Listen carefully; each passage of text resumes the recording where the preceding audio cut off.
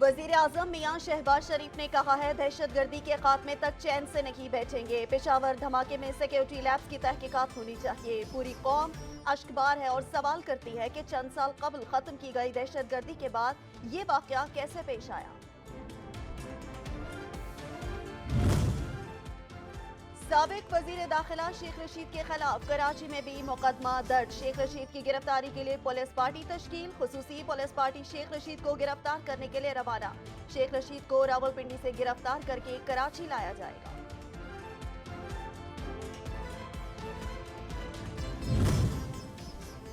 Chairman Tehreek Insaf Imran Khan ने कौमी assembly के ज़िमनी इंतखाबात में हिस्सा न लेने का फैसला किया है। इमरान खान के बजाय साबिक अरकान असम्बली ही इंतखाबात लड़ेंगे। इलेक्शन कमीशन ने 33 ज़िमनी इंतखाबात के हलकों में 16 मार्च का इलेक्शन शेड्यूल जारी कर रखा है।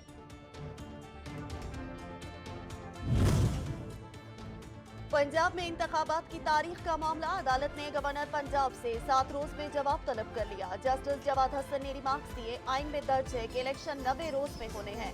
आप कैसे कह सकते हैं कि मौशी सूरत हाल खराब हो चुकी है।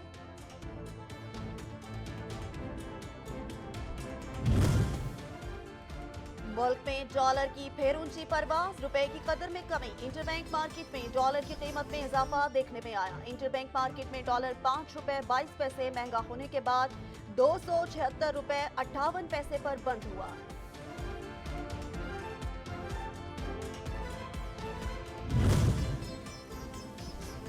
सस्ती बिजली की पैदावार में इजाफा, नेपरा ने तवील मुद्दती मंसूबे की मंजूरी दे दी। 10 साला मंसूबे के तहत दरामदी फ्यूल के बजाय मकामी फ्यूल से बिजली की पैदावार में मजीद इजाफा किया जाएगा।